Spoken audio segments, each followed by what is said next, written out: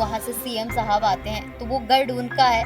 उस गढ़ में जाना आरएलपी का, कई बीजेपी वोटर्स को तो अपनी तरफ काउंट करना नहीं है। नहीं नहीं, गढ़ वड कुछ नहीं है। ये तो वही है ना, जो सरपंच आ रहे थे, 4,000 वोट एमएलए में आए थे। कौन सा गढ़ है इनका?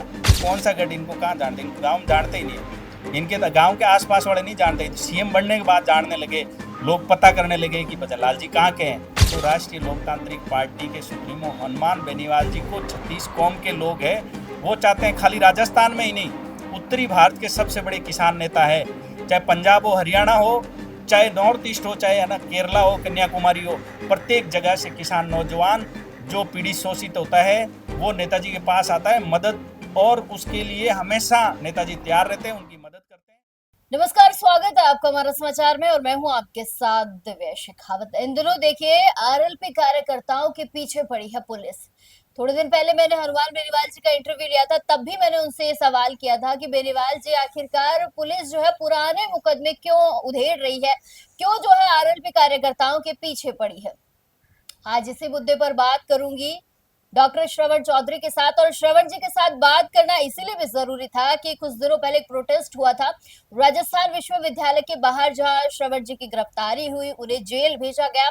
लेकिन अभी जो है श्रवण जी वापस आ गए हैं। श्रवण जी से बात करेंगे कि पुलिस जो है उन्हें पुराने मुकदमों में क्यों उठा रही है। श्रवण जी, बहुत स्वागत करूंगी आपका। क्या कुछ कहेंगे कि पुराने मुकदमों को क्यों उधेड़ रही है पुलिस? क्यों पुलिस ही नहीं, हो सकता है कि सरकार जो है पुलिस पर एक दबाव बना रही हो, ये कह सकती हूँ मैं। देखिए, ये जो पुराने प्रोटेस्ट थे उसके अंदर जैसे राकेश बिश्नोई जी का प्रोटेस्ट हम कर रहे थे एसएमएस पे, और उस टाइम धरना चला हमारा लगातार 5 दिन तक। उस धरने की समाप्ति के समय जब सरकारी तंत्र में बैठे हुए लोग, जिसके अंदर के बिश्नोई, जोगाराम पटेल, यहाँ के पूर्व कमिश्नर, उनके साथ वार्ता हुई, और खुले आसमान के नीचे जो यहाँ के जो है पुलिस ऑफिसर, एडीएम कलेक्टर ने आके नेताजी के सामने ये कमिटमेंट किया था कि इस मुकदमों को हम है वो वापस लेंगे, और एक कमेटी गठित की जिसके अंदर राकेश बिश्नोई जी को न्याय दिलाने के लिए बात हुई। अब उस बात को उस टाइम पे उन्होंने ये कमिटमेंट कर दिया, बात खत्म हो गई। अब जब हम लोग यूनिवर्सिटी के सामने प्रदर्शन कर रहे थे, और प्रदर्शन करने में इतनी बड़ी कोई घटना नहीं थी, आराम से एक सांकेतिक प्रदर्शन था, पुतला जला रहे थे। उस दौरान गिरफ्तार करके 151 के अंदर गिरफ्तार करके, और पुराने मुकदमे नहीं थे तो इन्होंने इस समय और मुकदमे दर्ज करके, और इन्होंने जो है पार्टी को कमजोर करने की कोशिश की, कार्यकर्ताओं को डराने की कोशिश की। लेकिन हम उन लोगों में से नहीं है कि हम इनसे मुकदमों से, केस से, जेल से डर जाएंगे। हम बिल्कुल इनसे डरने वाले नहीं है। ये सरकारी तंत्र में बैठे हुए लोगों की ऐसी एक ओछी हरकत, ओछी मानसिकता है। और मैं उन मंत्रियों को कहना चाहूंगा, क्या आपका कमिटमेंट नहीं है? आपने थूक के चाटा। कहाँ है के विश्नोई? कहाँ है जोगाराम पटेल, जिनके पास मंत्रालय है, जिम्मेवारी है? क्या उनका कमिटमेंट ये है कि अशोकनगर थाने में तेजाजी मंदिर वाले में 8 मंत्री, 8 एमएलए बैठे थे, और विश्नोई जी वाले मामले के अंदर जोगाराम जी ने अपने घर पे कमेटी, और पूरी जो है कमेटी के सामने उन्होंने कमिटमेंट किया, वो कमिटमेंट से पीछे हटे, और मुझे टारगेट करके जेल भेजा गया। श्रवण जी, एक बात बताइए कि ऐसे बस प्रकरण हो गया, तेजा जी मंदिर का प्रकरण हो गया, और एक मैं भी सुन रही थी, आपके यहाँ थान सिंह ढोली, उन्होंने डाल रखा था कि हमें जो है रिया बड़ी के मामले में भी पुलिस उठा रही है। तो कौन है जो ये दबाव बना रहा है, प्रेशर बना रहा है कि इनके जितने भी मुकदमे हैं, चाहे वो सॉल्व हुए हो नहीं हुए हो, इनको टारगेट करो? क्या आरएलपी कार्यकर्ताओं के को टारगेटेड जो है उन पर ये केस फाइलें खोली जा रही है? बिल्कुल ये टारगेटेड है। आप बताओ कि देश आज़ादी से लेकर आज तक क्या प्रोटेस्ट नहीं हुए हैं? क्या प्रदर्शन नहीं हुए? हमेशा होते आए हैं। काले झंडे दिखाने वाले को इनामी घोषित कर दिया। हार्डकोर अपराधी, जो भूमाफिया तस्कर, जिसके ऊपर जो है जमीन हड़पने के आरोप हैं, वो तथाकथित मुख्यमंत्री जी का रिश्तेदार बाहर घूम रहा है, उसके ऊपर कोई इनाम घोषित नहीं किया। और हमारे कार्यकर्ता, हमारे पदाधिकारी जो एक सांकेतिक एक शांतिपूर्ण तरीके से विरोध प्रदर्शन विरोध दर्ज करा रहे थे, उनके ऊपर 5,000 21 रुपए का इनाम घोषित किया है। तो मैं ये समझता हूँ कि ये सरकार है, ये संविधान से ऊपर हो गई, ये लोकतंत्र से ऊपर हो गई। हमारा भारत लोकतांत्रिक देश है और यहाँ पे कानून और लोकतंत्र और संविधान से चलता है ये देश। लेकिन यहाँ अभी वाली सरकार है, भजनलाल भजन मंडली है, ये पूरी लोकतंत्र से ऊपर हो गई, टारगेटेड केस दर्ज कर रही है, इनाम घोषित कर रही है। लेकिन राष्ट्रीय लोकतांत्रिक पार्टी ना केस से डरने वाले, ना लाठी ना गोली से हम लोग डरने वाले हैं। आप जिस रिश्तेदार का जिक्र कर रहे हैं कि सीएम के रिश्तेदार है प्रमोद शर्मा, उन पर एक एफआईआर भी दर्ज है। वो गायब है, कहाँ है, भागे हैं, किसी को नहीं पता है। पुलिस का कोई एक्शन उन पर नहीं हो रहा है। और एक तरफ मदन राठौड़ जो है कुचामन पहुंचते हैं, उनको काले झंडे दिखाए जाते हैं, तो आरएलपी कार्यकर्ताओं पर इनाम घोषित कर दिया जाता है। क्या सरकार जो है इस मामले में कुछ नहीं कर सकती? क्या सरकार के हाथ खाली है? देखिए, सरकार करना ही नहीं चाहती। मैं तो कहना चाहूंगा यहाँ के कमिश्नर कि आप क्यों नहीं प्रमोद शर्मा को गिरफ्तार कर रहे हैं। प्रमोद शर्मा आप भजनलाल जी के घर में बैठा हुआ है, आप गिरफ्तार कर लो, क्यों नहीं कर रहे हो। प्रमोद शर्मा तो कहीं जा ही नहीं सकता राजस्थान छोड़ो, वो तो मुख्यमंत्री जी के निवास पे रहता है। प्रमोद शर्मा जी की जगह अगर कोई आम आदमी होता तो? आम आदमी के हो ही रहा है ना। आप देखो ना, एक कार्यकर्ता आम जो है गांव डाणी से उठ के अपना विरोध प्रदर्शन करा रहे हैं, उसको सीधा जेल में डाल दिया जाता है।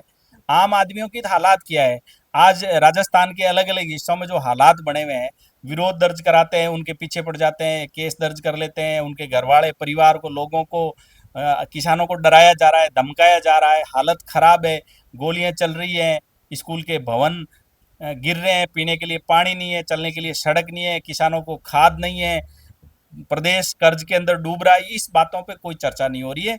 सिर्फ और सिर्फ इनको राष्ट्रीय लोकतांत्रिक पार्टी को दबाने की कोशिश करना है। लेकिन राष्ट्रीय लोकतांत्रिक पार्टी ऐसे दबने वाले नहीं है, क्योंकि राष्ट्रीय लोकतांत्रिक पार्टी का प्रत्येक सिपाही, प्रत्येक नौजवान कार्यकर्ता और पदाधिकारी मजबूती से लड़ाई लड़ेंगे इस राजस्थान को बचाने के लिए। एक 7 दिन का नोटिस पीरियड दिया गया था मदन राठौड़ जी को। वो 7 दिन शायद पूरे होने वाले हैं। उसके बारे में कुछ बताएंगे कि अभी तक जो है उनका माफीनामा सार्वजनिक तौर पर हनुमान बेनीवाल जी ने कहा था कि उन्हें माफी मांगनी पड़ेगी। कोई बात आई सामने माफी मांगने की, या कोई भाई फोन पर किसी प्रकार की कोई बातचीत हुई हो?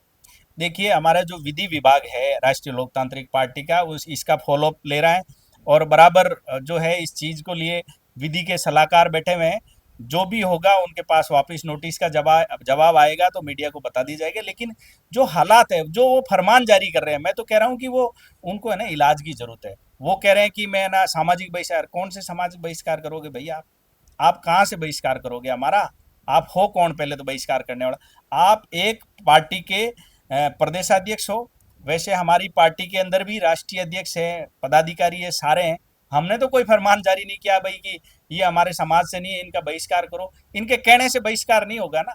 ऐसे तो कोई किसी के लिए कह देगा बहिष्कार करो, बहिष्कार कहने से नहीं होगा। उनका मानसिक संतुलन खो गया है, बौखलाहट में उन्होंने बोल दिया। और उन्होंने पहले भी माफी मांगी, कोई बड़ी बात नहीं, और माफी तो मांगेंगे ही वो, इस मामले में भी मांगेंगे।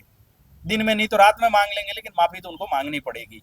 और रही बात उनकी सामाजिक बहिष्कार की, तो राष्ट्रीय लोकतांत्रिक पार्टी के सुप्रीमो हनुमान बेनीवाल जी को 36 कौम के लोग हैं, वो चाहते हैं खाली राजस्थान में ही नहीं, उत्तरी भारत के सबसे बड़े किसान नेता है। चाहे पंजाब हो, हरियाणा हो, चाहे नॉर्थ ईस्ट हो, चाहे है ना केरला हो, कन्याकुमारी हो, प्रत्येक जगह से किसान नौजवान जो पीड़ित शोषित होता है, वो नेताजी के पास आता है मदद, और उसके लिए हमेशा नेताजी तैयार रहते हैं, उनकी मदद करते हैं। इसलिए इनके कहने से कुछ नहीं होगा। ये जो है बयान दे रहे हैं, कहीं न कहीं इनकी जो सत्ता है खिसकती हुई नजर आ रही है। जो हालात इनकी पार्टी के हैं, इन लोग ये चुनाव करा नहीं पा रहे हैं, पंचायत चुनाव ये कितनी बार इन्होंने, जो सरकार ने आगे खिसकाने की कोशिश की, अभी भी ये कराने की हालत में नहीं है। ये कोई ग्राम विकास रथ लिए हुए निकले थे, लोगों ने पत्थर फेंकने शुरू किए। भाई गांव में पीने का पानी नहीं, चलने के लिए सड़क नहीं, स्कूल नहीं है, किसान कर्ज में दब रहा है, किसानों को बिजली नहीं मिल रही है समय पे। तो आप कौन सा विकास की बात कर रहे हो? तो ये तो गाँवों में भी नहीं घुस पा रहे हैं, चुनाव ये करा नहीं पा रहे हैं। इनकी सरकार का पूरी तरह से फेलियर है। हमें आए दिन कहीं न कहीं मर्डर की घटनाएं, रेप की घटनाएं, जो घटनाएं हो रही है, उन पे कोई अंकुश नहीं है। इनका काम अभी, मैं तो ये सोच रहा हूँ पुलिस के पास इतना खाली समय है कि वो है ना एक नॉर्मल कार्यकर्ता जो विरोध कर रहा है उसको इनामी घोषित करके उसको ढूंढने के लिए निकल पड़ी है। हार्डकोर अपराधी बाहर घूम रहे हैं, जो भू माफिया, प्रमोद शर्मा जैसे बाहर घूम रहे हैं, उनको क्यों नहीं गिरफ्तार कर रही?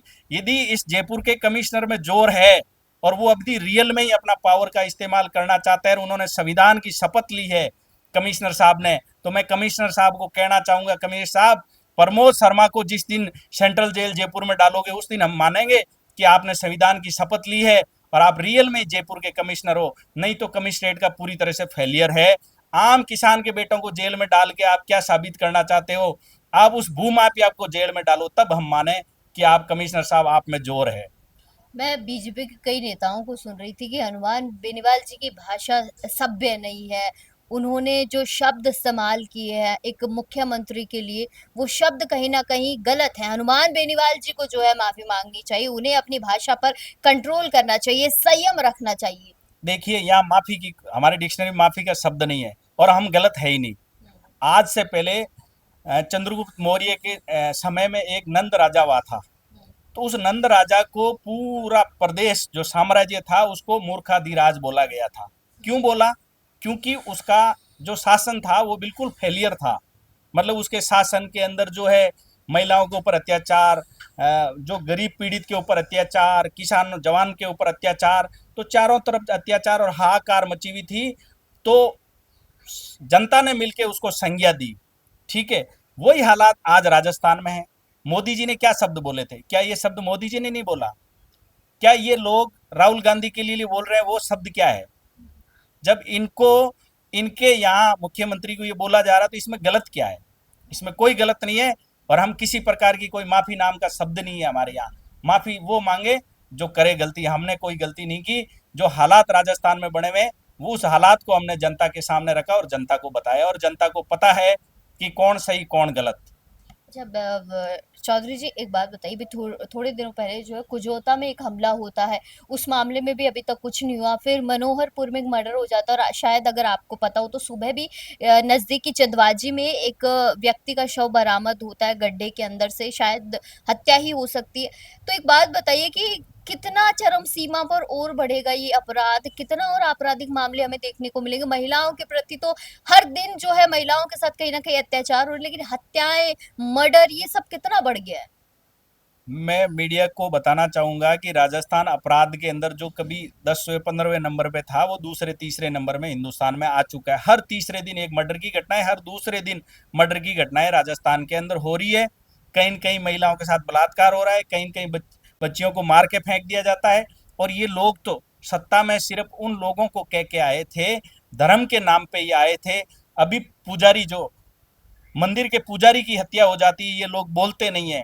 वो पुजारी जिनके पास जाके ये गिड़गिड़ाते थे कि हमें वोट दिलाओ, हम धर्म को बचाएंगे, हम सनातन को बचाएंगे, लेकिन ये सनातन को बचाने वाले लोग उन पुजारियों को नहीं बचा पाए।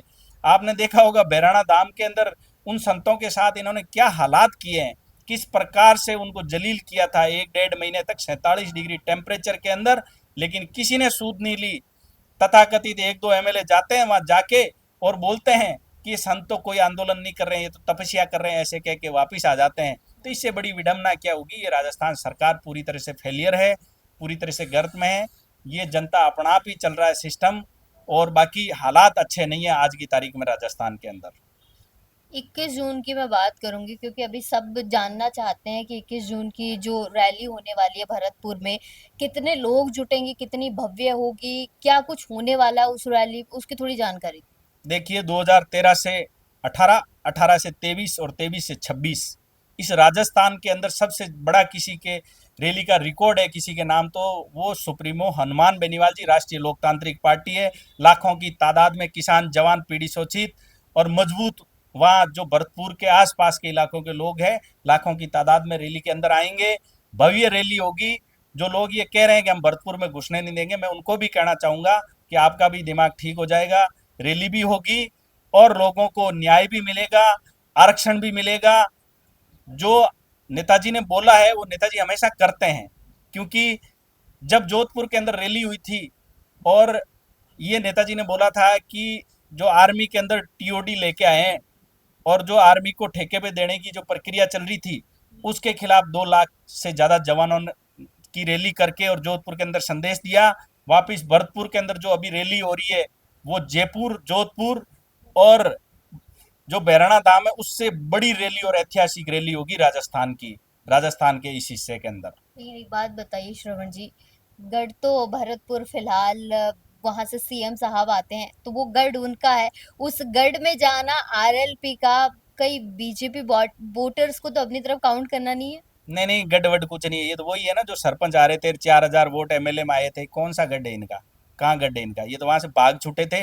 ये तो बीजेपी ने यहाँ लाके सांगानेर में किसी और दूसरे की बलि चढ़ा के यहाँ सिंबल दिया, और यहाँ दूसरे लोगों ने वोट डाले थे। कौन सा गढ़? इनको कहाँ जानते? इनको गाँव में जानते ही नहीं है। इनके तो गाँव के आसपास वाले नहीं जानते, तो सीएम बनने के बाद जानने लगे, लोग पता करने लगे कि भजनलाल जी कहाँ के हैं। तब वो भरतपुर वालों को पता चला कि अपने यहाँ के। पहले तो उनको पता ही नहीं था, वो भरतपुर वाले सोच रहे थे कि बांसवाड़ा साइड के हैं। बाद में पता चला कि ये तो भरतपुर के पास के गांव के हैं। भरतपुर वालों को नहीं पता था कि ये जो सीएम भजनलाल जी है वो भरतपुर के पास के गांव के हैं। जब मुख्यमंत्री बने तब लोग सर्च करने लगे, इधर उधर पता करने लगे, पूछताछ की, तब पता चला था इनका कौन सा गढ़ है वहाँ। यहाँ कोई गढ़ नहीं है। 4,000 वोट मिले थे, सरपंच आ रहे थे, वही है ये, अलग नहीं है। एक सवाल और पूछूंगी कि आरएलपी इन दिनों जो है पूरे राजस्थान में जो है रैलियां कर रही है और हर दुख सुख में लोगों के जो है पहुंच रही है। आने वाले चुनाव में क्या देखने को मिलेगा? आरएलपी के साथ कितना जनता आएगी? देखिए, आरएलपी जो पंचायत और जिला परिषद के चुनाव में मजबूती से राजस्थान के अंदर चुनाव लड़ेगी, जिला प्रमुख और प्रधान बनेंगे, और 2028 के अंदर इस भ्रष्ट भाजपा और खत्म कांग्रेस को उखाड़ फेंकने का काम करेगी। मजबूती जो है, बिना राष्ट्रीय लोकतांत्रिक पार्टी के राजस्थान के अंदर सरकार नहीं बनेगी। 2028 में ये तय है, और जनता ने मानस बना लिया है, और नौजवान टूट पड़ेंगे 2028 के अंदर। राष्ट्रीय लोकतांत्रिक पार्टी के सुप्रीमो हनुमान बेनीवाल जी के नेतृत्व में राजस्थान की सरकार चलेगी। चलिए, बहुत शुक्रिया श्रवण जी। तो ये थे मेरे साथ डॉक्टर श्रवण चौधरी जी। और 21 तारीख की जो रैली होने वाली है जिसको लेकर आप बहुत सारे लोग मुझे कमेंट कर रहे थे, बहुत सारे लोग जानना चाहते थे कि क्या कुछ होने वाला है 21 तारीख को। तो 21 तारीख की जो रैली होने वाली है वो भरतपुर के अंदर आयोजित होगी, और ये देखने वाला विषय रहेगा कि सीएम का मैं कहूंगी गृह क्षेत्र, और वहां पर आरएलपी की एंट्री कैसी होती है, दमदार होती है, फ्लॉप होती है, क्या होता है। खैर वो तो आपको 21 तारीख को ही देखने को मिलेगा। लेकिन आप तमाम छोटी बड़ी अपडेट्स के लिए बने रहिए हमारा समाचार के साथ। कैमरा सहयोगी मुकेश के साथ मैं दिव्या शेखावत, हमारा समाचार। नमस्कार।